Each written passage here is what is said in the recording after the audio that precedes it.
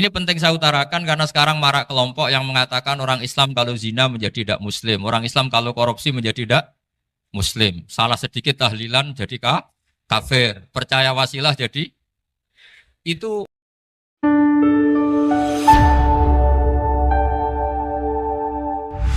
Bismillahirrahmanirrahim. Nahmaduka ya ghafuru ya syakuru. Masalli wa sallim barik ala sayyidina maulana Muhammadin wa ala alihi wa sahbihi asma'in nama ba'du. Perasaan saya juga seluruh ulama di dunia. Saya ulang lagi, perasaan saya juga seluruh ulama di dunia. Bahwa Islam masuk itu macam-macam sebabnya. Dulu kita tahu, kita sebagai warga Indonesia, Islam masuk itu ya dibawa orang yang agak kedonyan, ya kayak jenengan lah kira-kira gitu. Ya kayak mbak-mbak ini, ya agak-agak mata duitan gitu.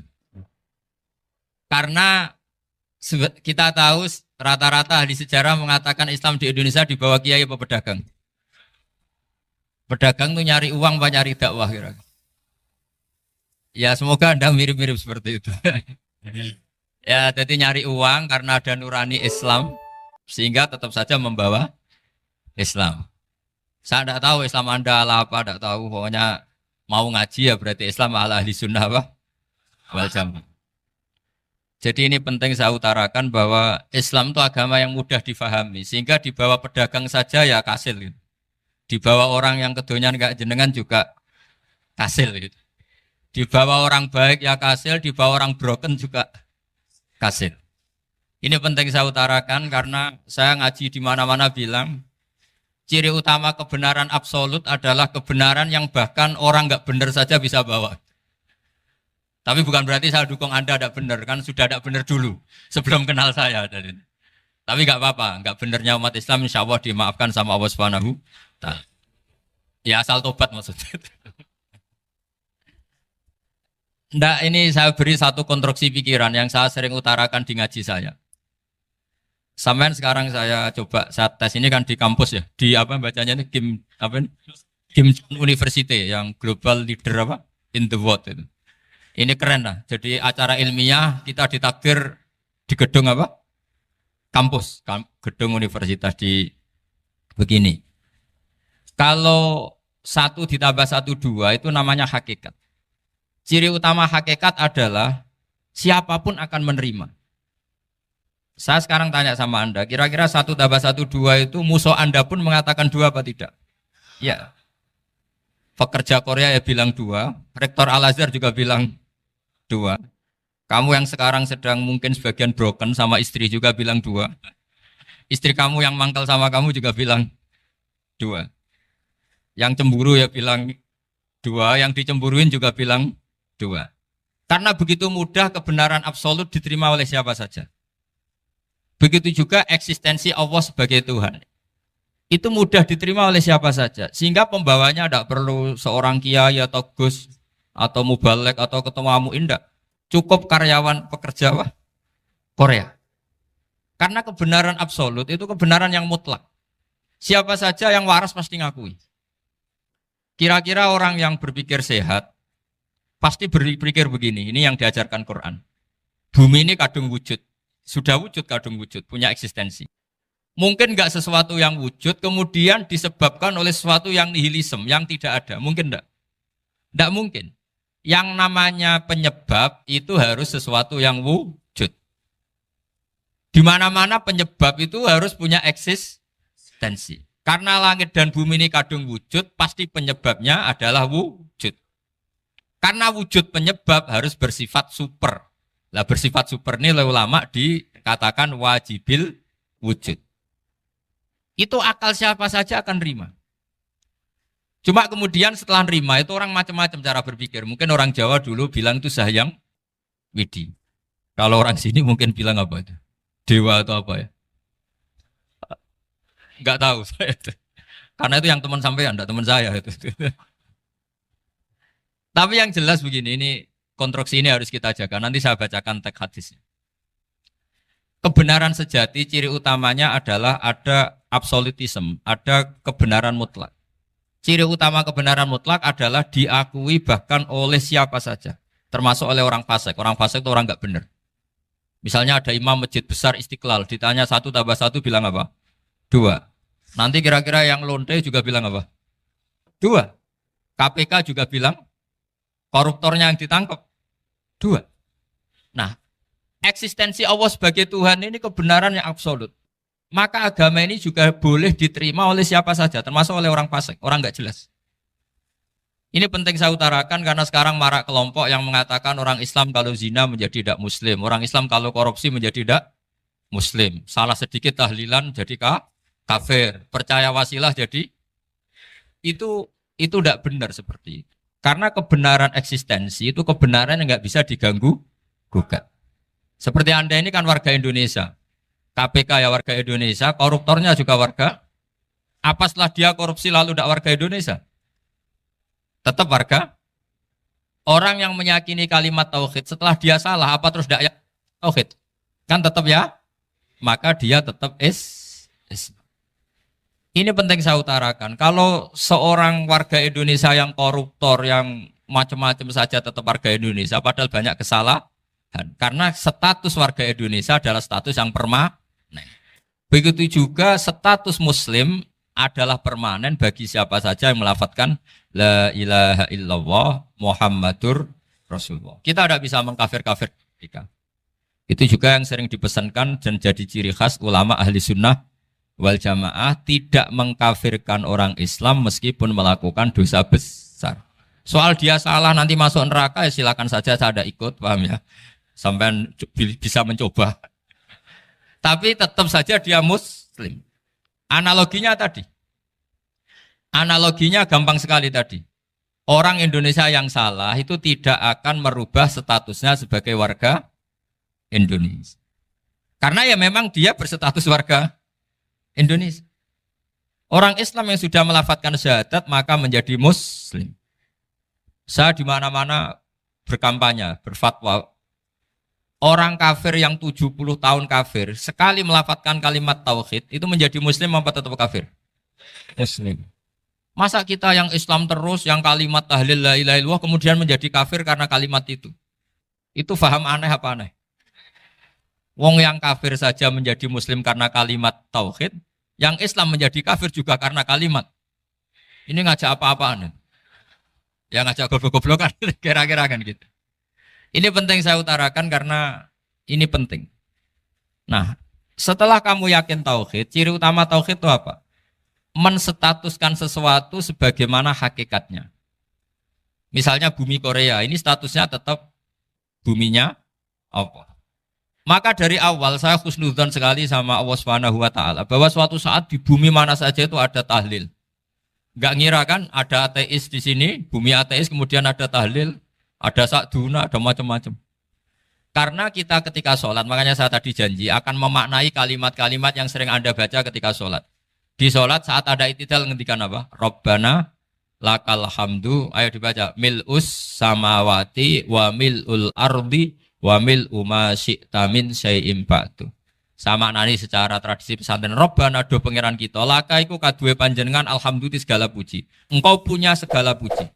Mil'us samawati, yang pujian itu memenuhi langit. Tentu langit itu penuh dengan pujian. Semua malaikat bertasbih, bertahmid. Karena malaikat tidak ada yang kerja di pabrik, itu tasbih terus gitu. Gak ada yang nyari uang, gak ada yang cari won ya. Apa won ya kalau bahasa? Kalau di sini gak kiainya aja nyari uang. Terusannya apa? Wamilul ardi, dan pujian itu memenuhi bumi. Korea termasuk bumi Allah apa enggak?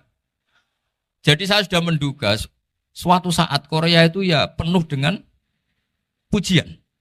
Dan ini betul. Siapa yang ngira kalau di bumi Korea ada yang hafal lagu Sakduna itu? Itu lagu kesayangan guru kita semua, Ki Haji Maimun Zubair. Gak ada yang ngira. Siapa yang ngira kalau di sini ada ngaji seperti ini? Di Rusia juga sama. Uni Soviet itu negara ateis.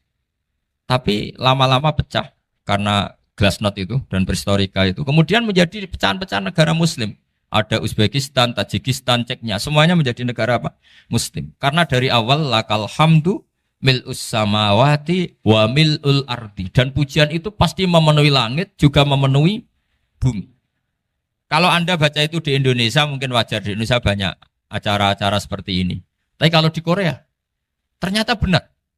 Dan anda ini kalian semua termasuk pembuktian benarnya wamilul ardi. Keren kan teman? Oh keren sekali, bukan sekedar keren, keren sekali. Makanya saya jarang diundang pengajian mau tapi diundang di Korea mau. Tapi saya ada niat datang undangan, memang saya ingin datang. Jadi ya karena itu. Ini bentuk penghormatan saya. Bentuk penghormatan saya bahwa pada akhirnya benar-benar lakal hamdu mil'us samawati wa mil'ul ardi. Jadi Anda tidak perlu pesimis, dulu Indonesia juga seperti itu. Banyak Buddha, Hindu, semacam ateisme. Kemudian berkatnya para ulama, sekarang jadi negara yang mayoritas Muslim. Korea, barokahnya orang-orang kedonyan seperti ini banyak Islam itu. Enggak apa-apa. Karena sebagian agama Islam, sebagian sejarah ditulis di bawah pedagang-pedagang Gujarat. Kira-kira orang Gujarat ke Indonesia dulu yang namanya pedagang cari apa? Uang. Tapi namanya orang Islam hatinya tetap adanya tauhid. Nyari uang ya tetap sambil dakwah. Kalau yang ke Korea langsung kiai mungkin tidak seramai ini Islam. Karena kalau kiai datang langsung dicurigai jadi misionaris. Jadi ribet malah. Tapi kalau sampean nggak ada yang curiga. Namanya pekerja, pekerja saja nyari uang. Dan itu memang fakta. Cuma kadang ya sadar terus ya bagus lah seperti itu. Nggak apa-apa. Maksud saya ini saya memberi support, memberi tasjek bahwa Allah itu luar biasa. Jadi kalau ingin menyebarkan agamanya macam-macam. Kadang kiai tidak bisa mengislamkan orang, itu anak-anak mahasiswa pacaran, itu banyak yang pacarnya itu masuk Islam. Tapi sampean jangan bilang pacaran halal, ya tidak pernah halal. Tapi Allah kalau menghendaki memberi hidayah itu jalannya macam-macam. Ada yang lewat kerja, coba yang bayangkan ada tahlilan di Korea itu semua kiai tidak pernah bayangkan. Tapi setelah banyak pekerja di sini, kemudian mereka insaf atau sedang insaf, tidak tahu ini. Sampai kapan insafnya juga tidak tahu. Tapi yang jelas ini hebat. Ini apa? Hebat. Tahu-tahu ya seperti ini. Makanya iman saja Rabbana lakal hamdu mil'us samawati wa mil'ul ardi. Masih ditambahi wa mil'u ma syi'ta min syai'in ba'du. Karena Allah itu zat yang tidak terperikan, zat yang tidak terbatasi. Maka pujian di langit dan bumi ini masih kurang. Masih ada apa saja yang nanti akan dipenuhi oleh pujian kepada Allah Subhanahu wa ta'ala. Wa mil'u ma syi'ta min syai'in ba'du. Dan pujian kepada Engkau ya Allah akan memenuhi semua ruangan yang Engkau kehendaki. Mungkin suatu saat negara-negara yang sekarang yang paling minim Islam itu di Amerika Selatan. Kayak di Argentina dan sebagainya. Itu nanti suatu saat juga penuh dengan pujian. Karena tetap Rabbana lakal hamdu mil'us samawati wa mil'ul ardi wa mil'u ma syi'ta min syai'in ba'du. Saya di Jogja setiap akhir ngaji saya ajarin wiridan. Mungkin wiridan ini tidak asing bagi jenengan karena sering saya baca. Subhanallah wa bihamdihi adada khalqihi wa ridha nafsihi wa zinata arsyihi wa midada kalimat. Bahwa kita memuji Allah itu adada khalqi, sesuai jumlah makhluk Allah. Semua makhluk Allah meskipun kelihatannya mengecewakan, ini semuanya memuji sama Allah Subhanahu wa taala. Meskipun kadang kita kecewa, kadang kita tidak cocok. Coba barokahnya Anda ini agak-agak kecewa gitu dengan Indonesia karena nggak menyediakan lapangan kerja untuk Anda. Tapi ya nggak kecewa-kecewa amat ya, agak-agak saja. Karena Anda tetap semua mencintai Indonesia. Gara-gara agak-agak kecewa cari negara lain. Akhirnya di Korea, ada yang di Jerman, ada di Inggris. Tapi bawaan pernah ngaji di musola, Islam ini ke bawah. Sehingga karena Islam ini ke bawah, tahu-tahu ada komunitas yang memikirkan Islam. Umumnya orang mikir Islam itu ya bikin masjid. Kalau di Korea unik, nyewa apa? Nyewa gedung untuk masjid. Itu kalau diceritakan di Indonesia aneh. Ini masjid sewaan. Masjid. Tapi kalau di sini lazim, karena kalau beli mahal ya cukup sewa. Saya tidak tahu kalau dalam terminologi agama tempat Anda sujud ini nanti jadi saksi di akhirat. Itu yang permanen apa yang sewaan tidak tahu. Jadi nanti bumi ini tanya, ya saya ya Allah pernah dipakai sujud, tapi setelah 1 tahun nggak kuat menambah lagi. Makanya saya dukung tadi yang ada gerakan masjid apa. Sebenarnya permanen nggak permanen ya tetap bagus, ada usah memaksakan. Yang jelas saya sudah ikut nyumbang lelang tadi, dan saya berharap uang itu benar-benar untuk masjid. Kalau untuk tamirnya juga nggak apa-apa, yang penting untuk menghidupi masjid. Saya juga termasuk kiai yang nggak suka kalau hukum itu terlalu fanatik. Misalnya uang ini untuk masjid, kemudian imamnya diterlantarkan. Karena alasannya ini untuk masjid. Imam kan tidak masjid. Nah ini kalau imamnya nggak diservis, kemudian mutung terus pulang ke Indonesia. Ini jadi masalah.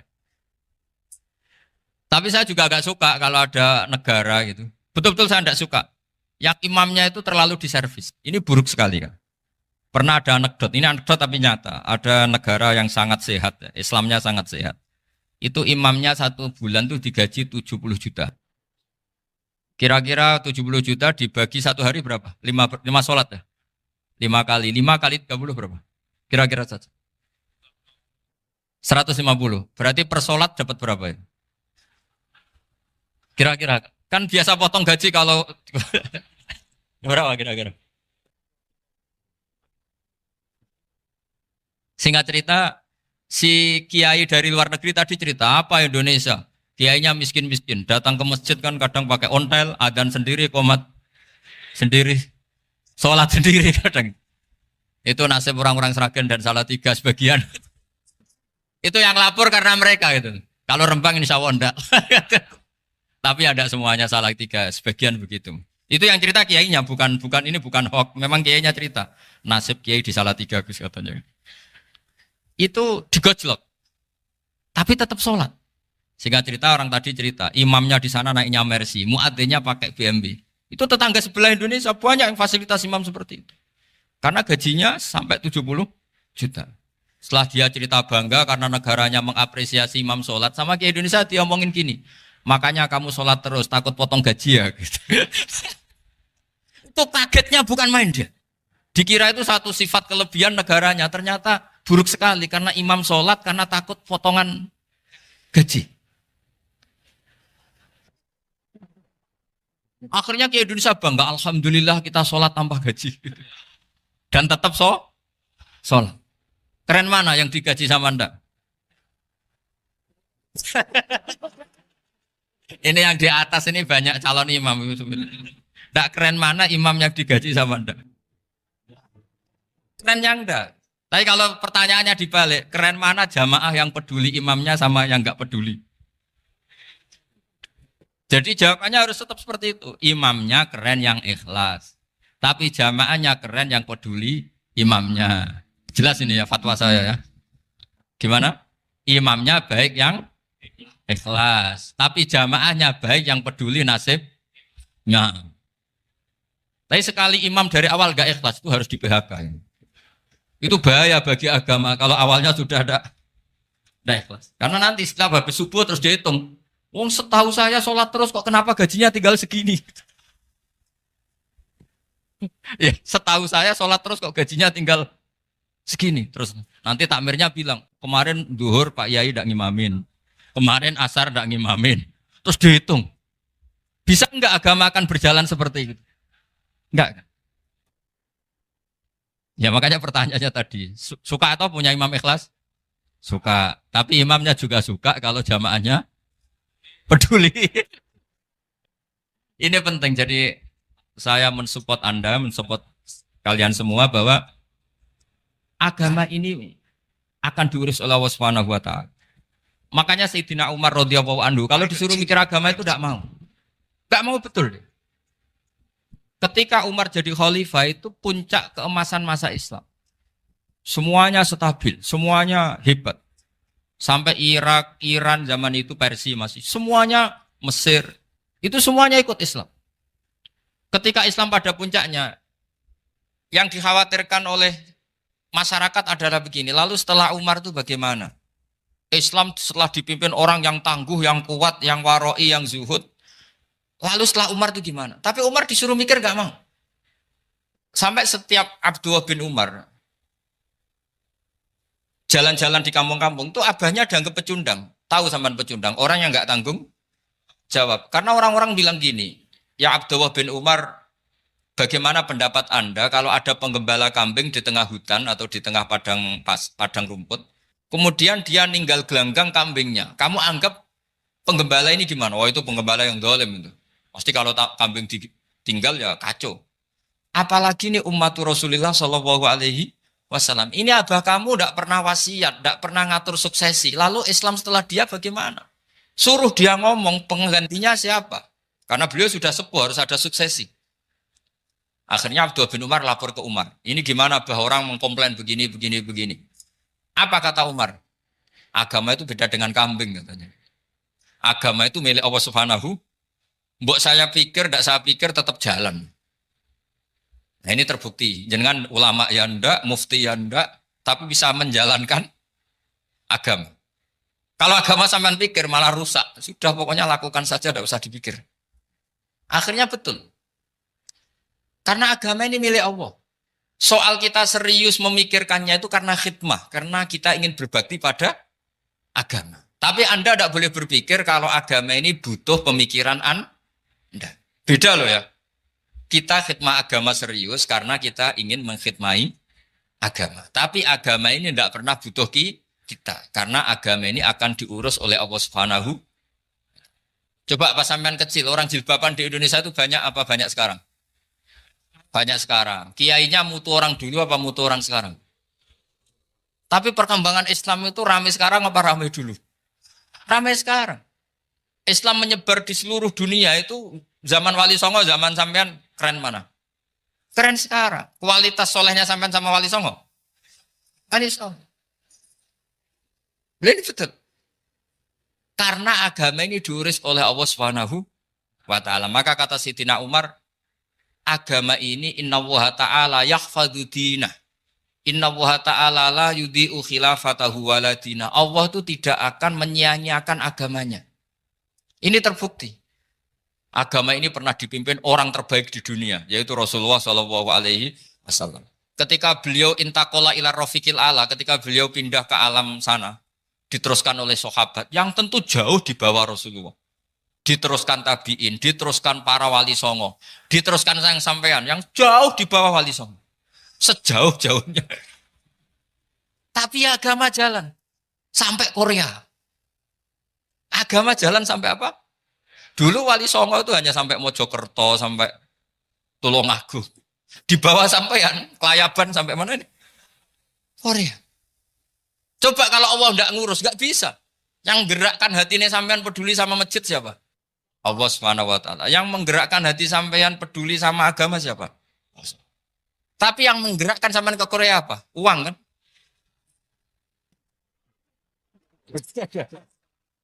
Enggak, enggak apa-apa, jujur saja, jujur ya, santai aja. Ini bagian dari keramatnya jenengan. Niatnya agak bener tapi dibenerin Allah di sini. Dari awal niatnya kan uang gitu. Tapi setelah di Korea dibenerin Allah. Mbok ingat agama gitu. Keren kan? Makanya yang syukur sama Allah Subhanahu wa ta'ala. Yang bisa hanya Allah ta'ala. Makanya dalam dunia kiai selalu baca apa? Alhamdulillah alladzi hadana lihada wa ma kunna linahtadiya laula an hadana Allah. Alhamdulillah kita diberi hidayat seperti ini. Kalau tidak Allah tidak bisa. Sudah mata duitan, kadang istri ngomel, mertua tidak percaya. Sudah setengah-setengah broken gini di... Saya tahu sampai ke Korea itu karena broken pas saking sayangnya keluarga. Potensinya hanya dua. Dibela-belain kerja demi keluarga atau agak broken maka ke sini. Tapi apapun potensi itu tetap baik. Itu takdir sudah, itu takdir tidak usah dibicarakan. Semua itu apa? Karena orang kalau sedang rukun ya tidak mau tukaran, kalau sedang tukaran ya tidak mau rukun. Itu sudah semuanya takdir. Kata bapak saya dulu kalau ada orang mau jualan tanah, Pak Yai tanah saya mau saya jual. Ini gimana padahal ini tanah warisan. Kata bapak, nak waya adol ya adol. Memang ini saatnya jual ya jual saja. Nanti kalau kaya saatnya beli ya beli saja. Karena kalau sudah saatnya jual mau beli ya nggak mungkin kan? Mau memang saatnya jual. Kalau sudah kaya kan nggak mungkin jual tanah. Saatnya beli. Maka semoga masalah di keluarga sampean ya masalah musiman. Maksudnya yang tukarannya ini musiman. Yang rukunnya permanen. Jangan tukarannya permanen, rukunnya musiman. Setelah melihat yang lebih cantik, katut babon. Nggak tahu saya nggak tahu. Nah ini semoga katut masjid ini bagian dari kafaroh sampean itu. Jadi kafaroh kesalahan-kesalahan di sampean. Ini penting saya utarakan karena agama itu beda. Agama ini diurus oleh Allah Subhanahu Jadi kita mengerahkan pemikiran itu bukan karena kita akan menyelamatkan agama ini, tidak. Agama ini diselamatkan oleh Allah Subhanahu wa taala. Coba kayak apa Uni Soviet kuatnya itu. Mengkooptasi supaya orang semuanya ateis, semuanya komunis. Itu 100 tahun Uni Soviet begitu. Tapi orang-orang Uzbek, Ceknya, Tajikistan tetap ngajari anak-anaknya tauhid. Itu ada yang cerita itu sampai mengajarkan tauhid itu di bawah tanah, di basement. Tapi Allah menghendaki Rusia itu Uni Soviet jatuh. Ketika jatuh, negara-negara ini langsung menjadi negara Islam, yaitu Uzbek, Tajikistan, Ceknya. Mungkin nggak mereka langsung menjadi negara Islam, andai kan saat menjadi Uni Soviet benar-benar menjadi ateis. Nggak mungkin kan? Karena saat dikooptasi Uni Soviet, akidah mereka tetap tauhid. Cuma nggak berani muncul. Artinya apa? Uni Soviet nggak bisa menghabisi Islam. Kurang kerennya Uni Soviet zaman itu. Bisa nggak menghabisi Islam? Nggak bisa.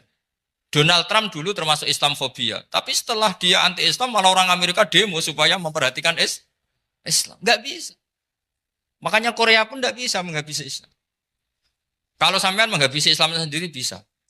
Karena terus gak mau sholat, gak mau zakat itu sampai, tapi sampean toh yang Islamnya habis, Islam tetap baik-baik saja. Makanya ini penting saya utarakan supaya kamu pede bahwa agama ini pernah dibawa orang yang pedagang. Ya soal ada sebagian pendakwah yang ikhlas ya banyak, tapi sejarah yang gampang kita lihat adalah Islam itu dibawa oleh apa? Pedagang Gujarat, pedagang India. Nggak apa-apa, sejarah itu meskipun sebagian menentang nggak apa-apa, tapi sejarah itu tetap ada. Pasti sebagiannya memang seperti itu. Dan itu tidak masalah. Saya ulang lagi, itu tidak masalah. Coba dulu pemain bola kalau di Inggris itu kalau mau sholat susahnya bukan main. Apalagi kalau mau puasa. Kalau di sini kerja puasa katanya mati lu kalau apa? Puasa. Kalau mau sholat katanya dicari mana ini berhalanya kok. Kata orang-orang ateis kan gitu, dicarikan patungnya. Kali ini sholat kok nggak ada patungnya, ini gimana ini. Ya ngalamin gitu. Tapi Allah Maha Kuasa. Banyak investor mana itu Dubai atau Qatar yang tertarik investasi di dunia bola. Kayak Sulaiman Al-Fahim akhirnya beli Manchester City. Itu sekarang pelatihnya negara orang sholat gak berani. Bahkan di tengah stadion dibangunkan masjid. Kalau sampai daftar jadi muadzin bisa. Apa nyanyi Sakduna di sana juga bisa. Dulu Aljazair bencinya bukan main. Apa Perancis sama orang Islam itu bencinya bukan main. Barokahnya Zidane pemain bola dan juara dunia. Terus Zidane turunan Aljazair. Akhirnya orang Perancis itu mencintai Islam. Itu barokahnya sepak bola. Allah punya sekian cara untuk mengenalkan Islam. Di Perancis dikenalkan lewat pemain sepak bola. Nah di Korea ini yang agak unik dikenalkan lewat pecinta wong. Saya jamin ini tidak apa-apa, sudah tidak apa-apa, sudah aman. Jamin aman. Pokoknya alhamdulillahilladzi hadana lihada wa ma kunna linahtadiya laula an hadana. Karena agama ini dibawa oleh Allah Subhanahu wa taala, yang menjaga juga Allah Subhanahu wa taala. Sama tidak usah khawatir. Kalau ada kelompok tertentu yang mengkhawatirkan Islam, sekarang Islam bahaya gini-gini, itu kurang rojak, itu kurang optimis itu. Harapannya sama Allah tipis, harus ngaji lagi.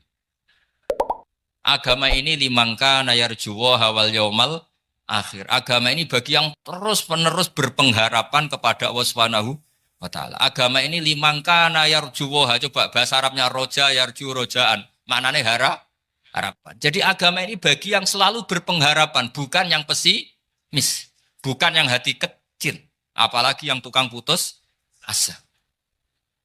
Coba agama ini begitu luar biasa dibawa orang yang macam-macam. Tadi di Perancis itu dibawa oleh pemain apa? Bola.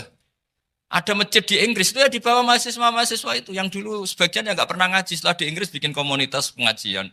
Di Korea dibawa tadi pecinta apa? Tapi lama-lama cinta Tuhan. Karena ya memang sebenarnya sudah cinta Tuhan. Cuma ya cara cinta ini nunggu punya uang Ya sudah, alhamdulillah seperti ini sudah luar biasa sudah. Insya Allah diterima oleh Allah Subhanahu wa taala. Saya selalu berharap semoga ini tetap satu bukti bahwa Allah itu harus kita sembah di mana-mana. Karena tadi Allah akan selalu Rabbana lakal hamdu mil'us samawati wa mil'ul ardi wa mil'u ma syi'ta min syai'in ba'du. Bahwa pujian kepada Allah akan selalu memenuhi langit dan memenuhi bumi. bumi. Bumi Korea termasuk buminya Allah. Makanya pegangan yang saya minta sama pengurus untuk di-share adalah apa? Dawai Rasulullah Shallallahu Alaihi Wasallam. Mungkin nanti panitia harus mengeser itu. Ini Musnad Ahmad, riwayat dari Imam Ahmad. Al-Bilad, Biladullah. Sudah punya? Nanti di-share ya, yang gitu. Al-Biladu, Biladullah. Bahwa negara hakikatnya adalah negara Allah. Wal ibad, ibadullah. Semua hamba hakikatnya adalah hamba. Di hadis itu, fahaitsuma asabta khairan fa'akim. Kapan saja kamu menemukan kebaikan di tempat Anda berdomisili, fa'akim. Kamu nggak apa-apa di situ. Kamu di sini dapat uang, dapat masjid, dapat sewa masjid. Tidak tahu sewa apa permanen, pokoknya itu bagus gitu aja.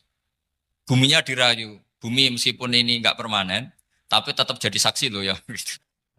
Harus ada kompromi ini. Karena kalau dengar orang Indonesia jadi aneh, masjid kok nyewoi. Tapi aneh di Indonesia, ada aneh di sini. Sampean tenang saja. Tentu malaikat pencatat di sini juga sudah tahu kalau sebagian masjid itu sewaan. Jadi ya ada eskal-eskal amat lah, sudah. Nggak janggal-janggal amat karena kondisional apa? Jadi saya nanti minta panitia supaya mengeser tadi hadis riwayat siapa? Imam Ahmad bin Hambal yang diriwayatkan oleh salah satu minal asroh al-mubasyarina bil jannah yaitu Zubair bin Awam.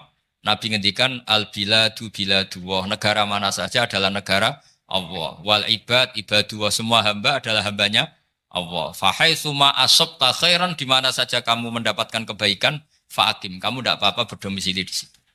Ya, saya mohon ini penting sekali. Pokoknya saya mohon kalimat tauhid ini dijaga. Karena kalimat tauhid ini kata semua ulama, kasajaratin thayyibatin asluha tsabitu wa far'uha fis sama. Dan kalimat tauhid ini pasti tu'ti ukulaha kullahinim bi'izni rabbiha. Kalimat tauhid yang dibawa umat Islam seluruh dunia. Meskipun dia orang fasik, orang enggak benar, tetap tu'ti ukulaha kullahinim bi'izni rabbiha. Kalimat ini akan membawa berkah bagi orang yang dihinggapi atau didomisili umat Islam. Coba sebagian nanti orang Korea menjadi muslim itu karena di sini ada komunitas pekerja muslim kemudian menyisakan asarul Islam. Apa? Jejak-jejak apa? Islam. Enggak apa-apa. Pasti kalimat ini tu'ti ukulaha kullahinim bi'izni rabbiha. Jadi kalimat tauhid adalah kalimat yang kata Allah tu'ti ukulaha kullahinim bi'izni rabbiha. Anda tidak usah khawatir bahwa apa yang Anda lakukan apapun kecilnya akan ditulis oleh Allah Subhanahu wa taala. Kata Allah wa naktubu ma qaddamu wa atharahum. Gimana di surat Yasin itu? Inna nahnu nuhyil mauta wa naktubu ma qaddamu wa atharahum.